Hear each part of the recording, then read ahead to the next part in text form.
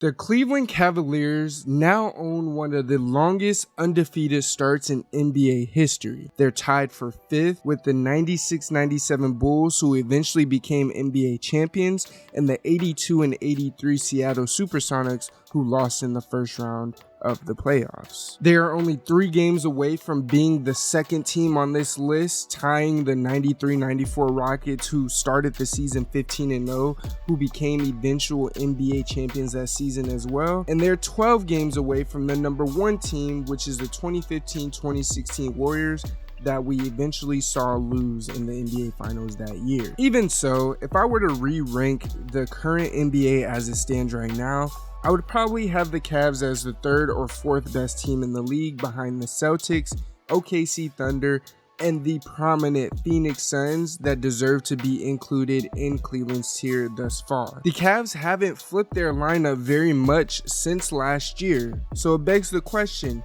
what has changed with this team, and why are they so much better with a much better future outlook under Kenny Atkinson than they were under their past coach, JB Bickerstaff? The Cavs are one of the few teams that have gone with 2 7-footers in their front court while having a smaller backcourt in a league where we see a lot of teams have an undersized front court and a pretty big backcourt with 6'6", 6'7", 6'8" type of guys at the point guard and shooting guard position. That was one of the main questions with regard to the Darius Garland and Donovan Mitchell marriage a few years back. How is an undersized backcourt gonna be able to compete when it comes to the playoffs and the playoff matchups that they're gonna have to see? Donovan Mitchell is of course this team's lead man, but what's funny about this crazy start is that his minutes and production scoring wise are down this year. Now with that said, his backcourt running mate Darius Garland looks phenomenal after struggling last season with a broken jaw. Not only is Darius Garland shooting the shot a lot more from 3, as I wanted from him myself, he's also shooting very efficient at a 48% clip from the 3-point line.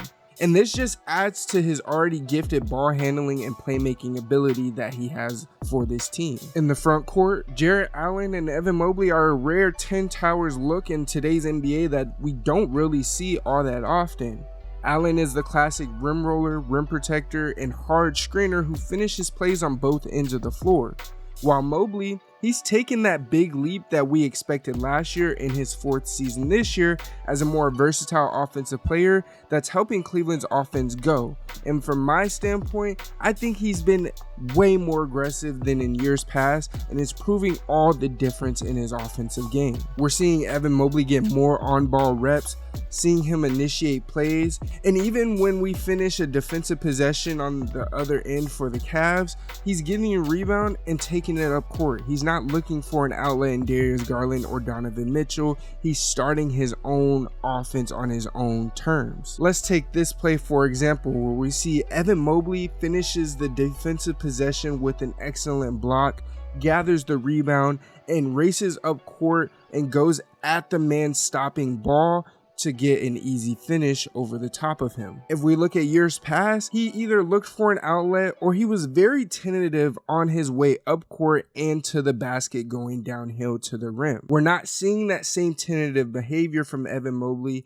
and it's shown very well in his offense production and efficiency at the rim. His aggressiveness is even showing on the stat sheet, showing that he attempts 2 more shots over the years past. It's proving to be what the Cavaliers needed to unlock this team's offense and defensive side of the ball. Mobley has always been stout defensively, and I've been one of those guys that's been on record to say, had Wemby not come into the fray, I think the DPOY award could have been Mobley's for at least 2 or 3 times in his career. Now, it's going to be tough with Victor Wembanyama in the league, but seeing the kind of defense the Cavs are playing, not just in the front court, but also in the back court, off of the efforts of Darius Garland and Donovan Mitchell, I think we can genuinely see Evan Mobley in those talks, not just this year, but for years to come. They boast a top 10 defense in the league by forcing turnovers, protecting the rim with their twin tower front court, and cleaning the glass. They're also a top 3 team when it comes to steal rates in the NBA. Then the defense is supported by the number 1 offensive team in the league, who's scoring a scorching 122.7 points per 100 possessions. One of the newer stats that I like to look at with regard to a championship contender and team, despite it being early in the year, is the 3-point rate, which is pretty much the percentage of field goal attempts coming from 3, and they rank 16 in that. But when they do shoot the 3, they don't miss. The Cavs are shooting a whopping 43% from 3 as a team, and that's the best in the NBA by a mile. This is where we praise guys like Karis LeVert, Ty Jerome, and Sam Merrill, who have been unconscious from 3.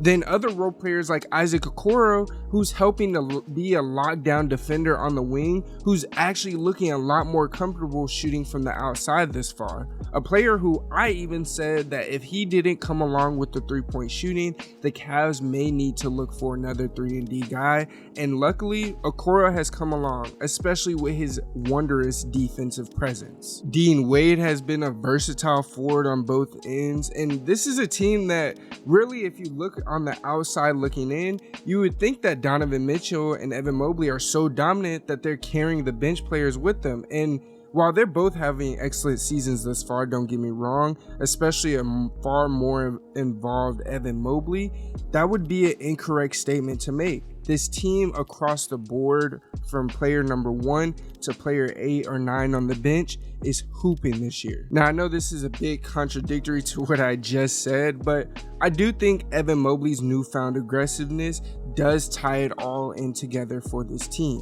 Let's take this clip from years past. We see Mobley drive to the basket, but even when he gets to the point of where it should be a jump zone, whether it's a floater, you get off on the ground, finish above the rim, whatever the case is, he seems more shy, tentative in this kind of play. Then we fast forward to this year, we see the same kind of drive to the rim, and he's much more aggressive, going into the defender's chest, finishing through him, and even in some cases like this clip here, getting an and 1 as a result. Mobley's done an excellent job of turning his defense into offense, doing it all by himself.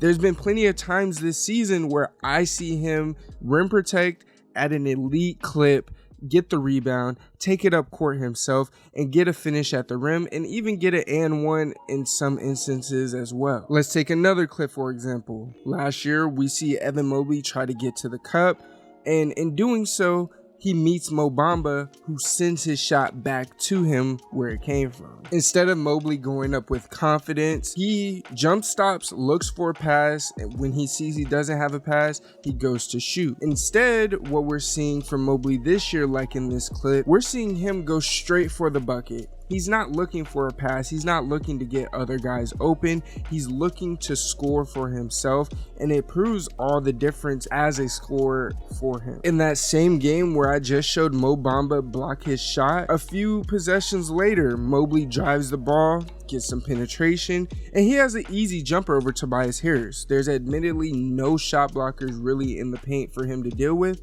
and he goes up very tentatively and ends up missing the shot. Then we look at this year in one of the most recent Bucks games. Evan Mobley gets the ball on the perimeter and immediately drives at Giannis. And even when he sort of gets stuck, he still finds a way to get a bucket. He doesn't just stop, look stagnant, look for a pass. He's still looking to score, and that is the difference between Evan Mobley of years past and the development that we're seeing from Evan Mobley this season. Evan Mobley and Jarrett Allen were already elite defenders and rim protectors in their own right, but it became a point where this team needed some help in that regard, and we're seeing that in the new effort from DG and Donovan Mitchell on the defensive end. Now, I do want to admit, Donovan Mitchell did come into the league as a defender. Of course, his offensive game came along, and we all know elite offensive player normally takes a step back on the defensive end when that offense comes into play and they're the number 1 guy on the team.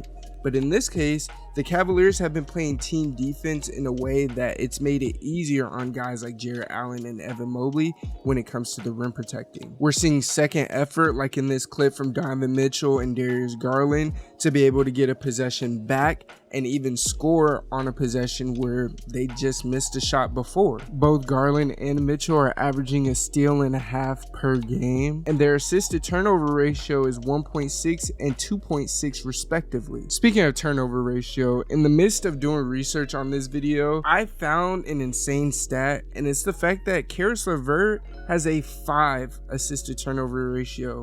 Dean Wade has a 9 assist to turnover ratio. Isaac Okoro, his is 6.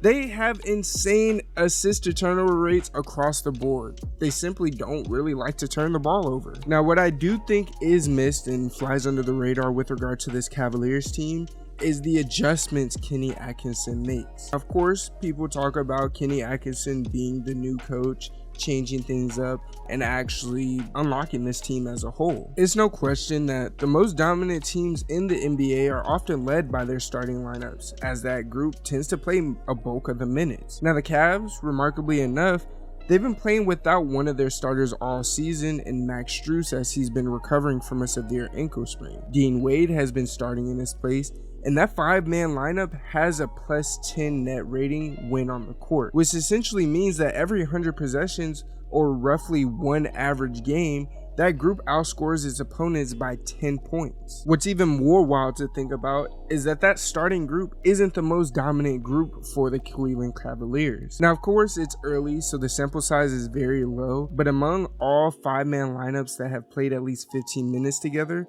the Cavs is one that is near the top of the league, ahead of any others on the team. That 5-man lineup consists of Donovan Mitchell, Sam Merrill, Caris LeVert, Georges Niang, and Evan Mobley at the 5. In the 24 minutes those 5 have played together, they've outscored opponents by 40 points per 100 possessions. That group is essentially smothering opponents defensively, and it's somewhat of a shock given that the 2 weakest defenders in the rotation are part of this group. Now, of course, on the reverse end, when they get stops, those 2 guys in Sam Merrill and Georges Niang are 2 guys that can help in transition to spacing the floor. Of course, Niang, he had a subpar shooting year a year ago, and this year, him shooting better is the key to unlocking the spacing of this group. Even further, in the first 7 games, none of Atkinson's players averaged 30 minutes or more per game. Cleveland's coaching staff, they recognize their bench's flaws and strengths and have built lineups to maximize those best attributes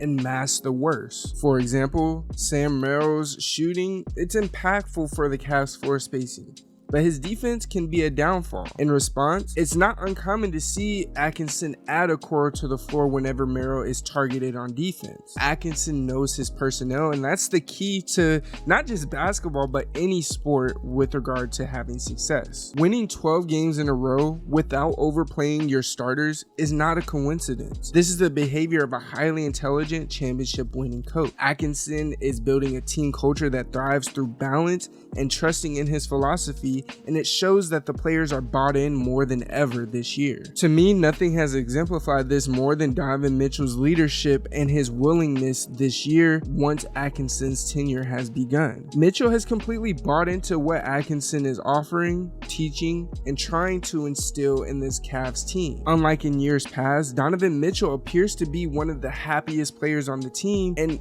in many reports, we thought he was one of the guys that was about to be out of this team's lineup soon to come.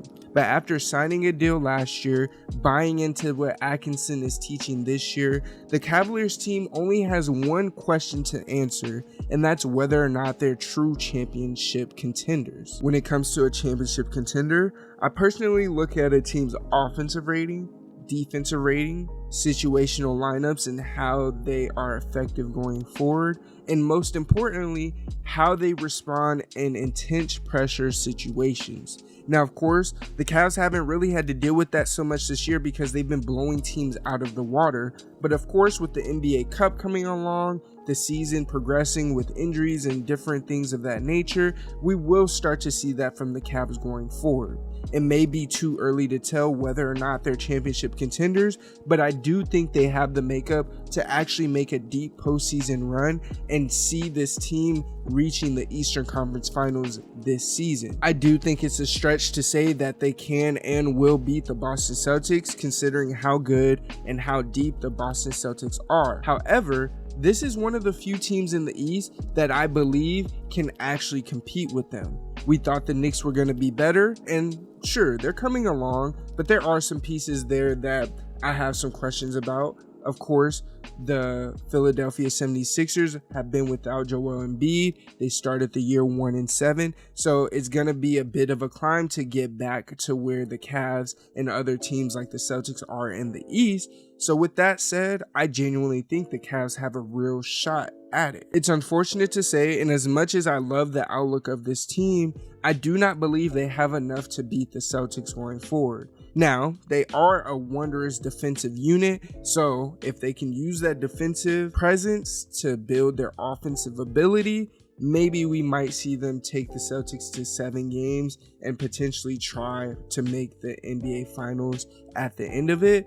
But as it stands right now, I think it will be a long road ahead for the Cavs to beat the Celtics. I am comfortable in saying they are the second best team in the East as it stands right now, and they are a problem for the future ahead. I know I waited to the end of the video to say this, but if you enjoyed the video, please be sure to like, comment, and subscribe, as it does help the channel. This was a bit of a different video as I didn't have a face cam for this video, but it seemed a lot easier for me to get my takes off, say what I needed to say, and just compile the video as a whole.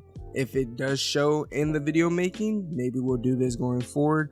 But as of right now, I appreciate you guys coming onto the video. Again, if you watched it this far, I appreciate you. It's your boy TB with the greatest hoop stories and debates on the tube. Until next time, I am out. Peace.